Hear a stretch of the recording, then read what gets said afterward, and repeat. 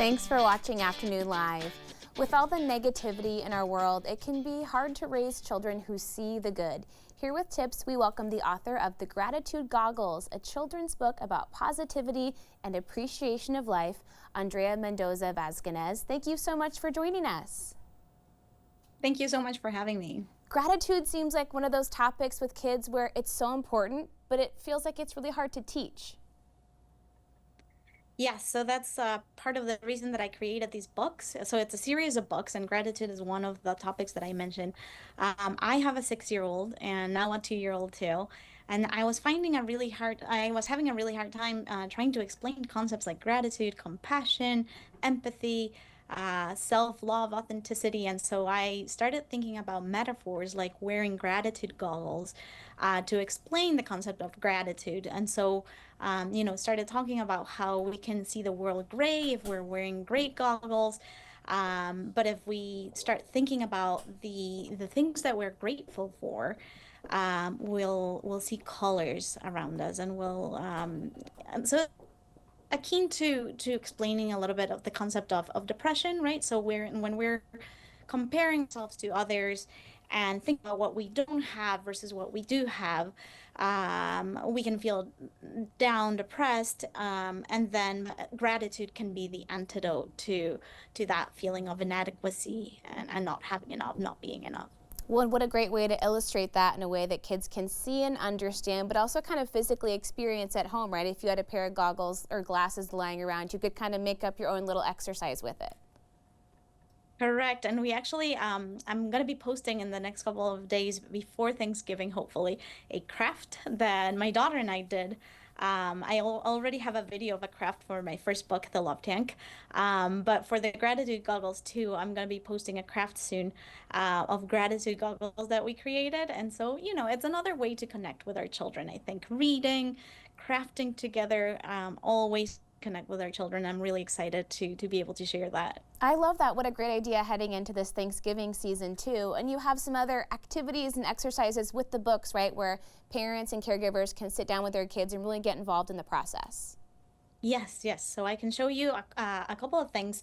It's really important, for instance, to think about and create lists of things that we're grateful for. So, for example, I have this.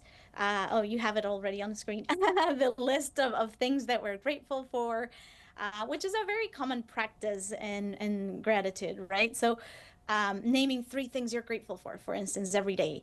Another activity could be drawing people that you love and that you're grateful for, and that also uses a little bit of the power of imagery, to mental imagery, to evoke emotion.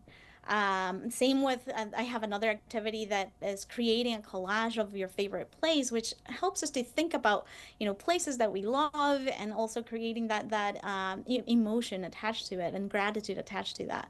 And finally, for older kids too, writing a thank you note to someone that you're thankful to. That could be really important. Also helps us to think that we're connected and part of something bigger than just us. I love all those different ways that we can all connect with that concept. And do you find too that when adults are experiencing this book with younger ones, they kind of are reminded themselves of, oh yeah, I need to boost my own gratitude? Yeah, some of my favorite reviews of the book are adults talking about how the book is for all ages.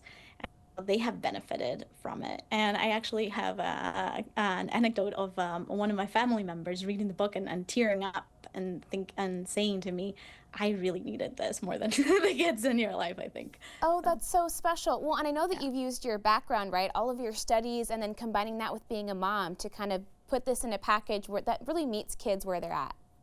Right. Yeah. So I'm a behavioral scientist. I worked in the field of public health, and now I'm a mom. And to me, it's just really important, kids' well-being, my children and other children's well-being. How, it's alarming, the rates of depression, mental health issues, um, and all the related issues that we're seeing now, and increasingly so in our society. And part of the reason is we're constantly bombarded with messages that we're not enough, that we don't have enough, that we're not good enough, because people who are satisfied with who they are and what they have they don't buy as much, right? And so we live in a society that wants to sell. That's like the measure of success, economic success, right?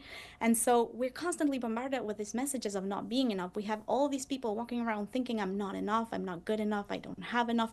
And gratitude, taking a pause and feeling grateful for what we do have, can be an antidote. And I'm not saying it's the end all be all, but there's so much research backing the effects of gratitude on mental health, even physical health, well-being.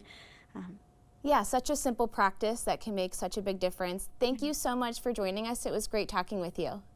Thank you too. The book again is Gratitude Goggles. We'll have more information on our website at katu.com. We'll be right back with more Afternoon Live right after this.